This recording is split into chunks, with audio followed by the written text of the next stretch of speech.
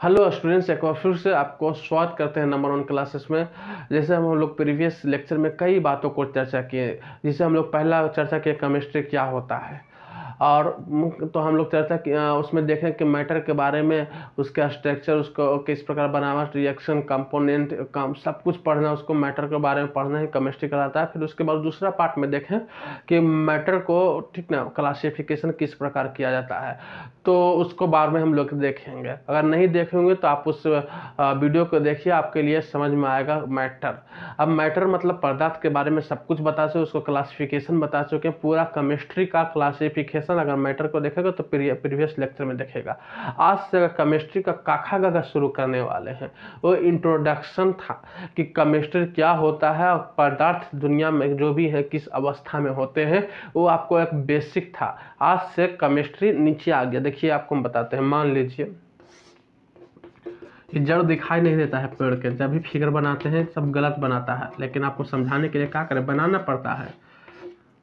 देखिए ये जड़ है, ठीक ना, तो ये जड़ दिखाई नहीं देता है, तो केमिस्ट्री उन्हीं पर टिका हुआ था। लेकिन केमिस्ट्री का शुरुआत वहाँ से होता है, लेकिन वो दिखाई नहीं देता है। दिखाई जब उगता है ना ऊपर से तो ये दिखाई देता है। तो यहाँ से क्या दिखाई देता है, परमाणु। यहीं से शुरू होता है केमिस्ट्री का काखा का, दिखाई देता है। जड़ी तो आपको पढ़ा दिए दो, अब यहाँ से एक थोड़ा सा उग गया है, उसके बाद एक बहुत बड़ा पेड़ लग जाएगा केमिस्ट्री का। तो यहाँ हम जड़ी बता दिए दो आपको लेक्चर में। अब तीसरा थोड़ा सा उगा है, जब बहुत ही कोमल रहता है, उसको देखे हैं थोड़ा सा, जब पौधा उगता है बहुत ही कोमल रहता है, तो वो हम कोमल चीज़ जहाँ शुरुआत होता है तो ये अब दिखाई देने लगा केमिस्ट्री, ठीक ना, ठीक ना। तो वो हम परमाणु क्या होता है वहाँ से शुरू करते हैं। तो पहले हम पिछला वीडियो में बता चुके हैं, लेक्चर में बता चुके हैं परमाणु क्या होता है, एटम क्या होता है। कि अगर कोई भी मैटर है तो उसको हम लोग काटेंगे, फिर काटेंगे, फिर काटेंगे, काटते काटते काटते काटते काटते एक ऐसा जगह आ जाएगा, एक ऐसा फॉर्म मिल जाएगा, एक ऐसा एलिमेंट्स मिल जाएगा ना कि आपको वहाँ से आप दिखाई भी नहीं देख सकते हैं, इतना वो मतलब टूट गया है, इतना वो चूर हो गया है, ठीक ना। अब उसको मान लीजिए पाउडर, जैसे एग्जांपल देंगे, चौक को तोड़ते तोड़ते तोड़ते पाउडर मिल गया, पाउडर को भी पीसते पीसते एकदम बहुत महीन पाउडर मिल गया, तो उस चीज़ को, ठीक ना, उस चीज़ को हम लोग परमाणु बोलते हैं। अगर इसको हम लोग परिभाषा देखेंगे, परमाणु का परिभाषा देखेंगे, एटम का परिभाषा देखेंगे, an atom is smallest unit of elements and elements. Elements माने होता है तत्व। तो तत्व तो बताएंगे, तत्व में तीनों चीज़ आते हैं, पढ़ाए थे ना। क्या बताते हैं, मेटल भी होता है, नॉन मेटल होता है, मेटलॉय होता है, धातु, अधातु, उपधातु। तो मेटल में नॉन एलिमेंट्स में कोई भी आ गया तो समझ गए ना, पूरा एलिमेंट्स 118 एलिमेंट्स है दुनिया में, ठीक ना, जिसको आप आवर्त सारणी में पीरियोडिक टेबल में देख सकते हैं। तो उसी एलिमेंट्स में से मान लीजिए सोना एक उसी का है, ठीक ना। तो सोना को तोड़े तोड़े तोड़े तोड़े तब एक ऐसा छोटा सा पार्ट जिसको आप डिवाइड नहीं कर सकते, जिसको आप तोड़ नहीं सकते, जिसको आप उसके आगे डिवीजन नहीं कर सकते हैं ना, उसको हम लोग परमाणु बोलते हैं, एटम बोलते हैं। अब एटम का स्ट्रक्चर पढ़ना, यहीं से कहानी शुरू होगा। अब देखिए कि अब देखा गया एटम, ठीक ना, अब देखा गया एटम, तो उसमें परमाणु देखा गया, तो परमाणुओं में देखा गया कि भाई इसमें क्या है, यही तो केमिस्ट्री है। अब परमाणु मिल गया तो परमाणु को खोदा गया, देखा गया कि क्या क्या मिला, तो उसमें अलग अलग वैज्ञानिक ने उसको अलग अलग बहुत दिनों में के बाद, कुछ जब इलेक्ट्रॉन्स मिला तो कुछ दिन के बाद, लगभग कई साल के बाद प्रोटॉन मिला, कई साल के बाद न्यूट्रॉन मिला। तो उसमें तीन चीज होता है, इलेक्ट्रॉन्स होता है, प्रोटॉन होता है, न्यूट्रॉन होता है। तीन चीज याद रहेगा।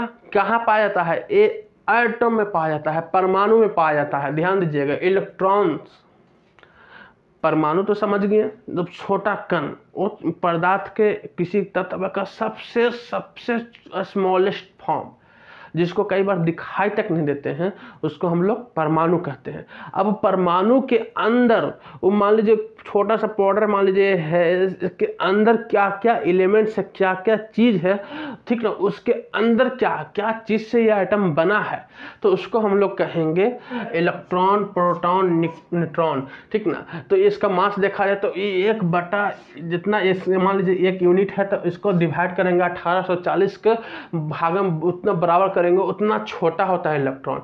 मान लीजिए प्रोटॉन 1 यूनिट है, ध्यान दीजिएगा कितना छोटा होता है इलेक्ट्रॉन, उसको भी समझ लीजिए। प्रोटॉन 1 यूनिट होता है तो उसको 1840 भाग में बांटेंगे ना, तो एक भाग वाला क्या होगा, इलेक्ट्रॉन कहते हैं, ठीक ना। तो इलेक्ट्रॉन बहुत ही छोटा होता है, बहुत ही छोटा होता है प्रोटॉन और न्यूट्रॉन से। कितना छोटा होता है, 1/1840 ये होता है उसका मास। याद हो गया।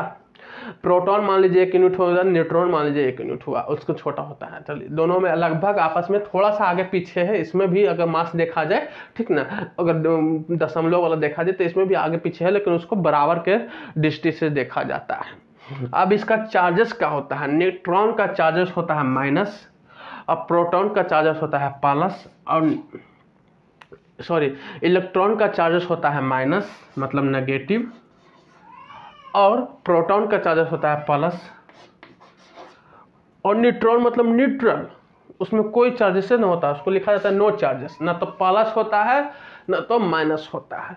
इलेक्ट्रॉन प्रोटॉन न्यूट्रॉन कहाँ से आया उसके बारे में हम अब चर्चा करेंगे, ठीक ना। लेकिन उसको जाने से पहले नेक्स्ट वीडियो चर्चा करेंगे खोजा किसने और कैसे खोजा और किस प्रकार का होता है इसका स्ट्रक्चर, उसके बारे में नेक्स्ट वीडियो में चर्चा करेंगे ताकि आपको अच्छी रीति से समझ में आए।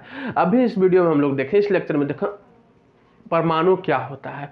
अब परमाणु तो समझ गए किस प्रकार बनता है, उसके बाद हम लोग देखें इसका फंडामेंटल पार्टिकल्स ऑफ एटम देखें, ठीक ना। इसका जो फंडामेंटल परमाणु क्या क्या किसी से बना है उसको बारे में देखें।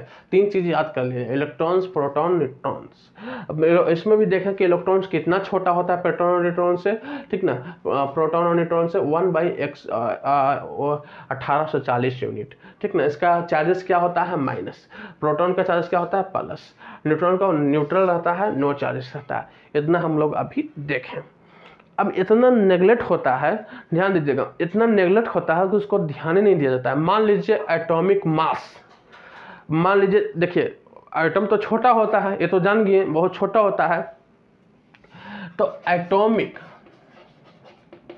एटॉमिक मास मतलब अब अगर हमको निकालेंगे एटॉमिक मास निकालेंगे कि ये आइटम के कितना भार है कितना वजन है, तो किस प्रकार निकालेंगे। तो आपको क्या बताएं, ये इलेक्ट्रॉन्स बेचारा बहुत छोटा है, मतलब इतना छोटा है कि उसको छोड़ देता है भी। तो प्रोटॉन और न्यूट्रॉन, प्रोटॉन को क्या कहते हैं छोटा p से दर्शाते हैं, और न्यूट्रॉन को क्या से जाता है छोटा n से दर्शाते हैं। इतना समझ में आया। और एटॉमिक को एटॉमिक मास से ए से दर्शाते हैं। देखिए फार्मूला भी बन गया मजाक में, ए बराबर कैपिटल P प्लस N। ए मतलब एटॉमिक मास, P बराबर proton number of proton plus N बराबर नंबर ऑफ न्यूट्रॉन। चलिए इतना आपको समझ में आया। अब हम लोग नेक्स्ट देखेंगे, ठीक ना, इसको फार्मूला देखेंगे, उसके बाद हम लोग कुछ एटॉमिक मास भी निकालेंगे और उसका तत्व की संख्या देखेंगे, ठीक ना, एटॉमिक स्ट्रक्चर देखेंगे। सारा चीज़ को हम लोग नेक्स्ट वीडियो में डिस्कस करेंगे और कौन सा खोज किया किस प्रकार खोज किया इन सारे बातों में चर्चा करेंगे। चलिए वीडियो अच्छा लगा होगा तो लाइक कीजिए, आगे अगर चैनल को सब्सक्राइब नहीं किया तो प्लीज़ सब्सक्राइब कीजिए। वीडियो देखने के लिए बहुत बहुत धन्यवाद।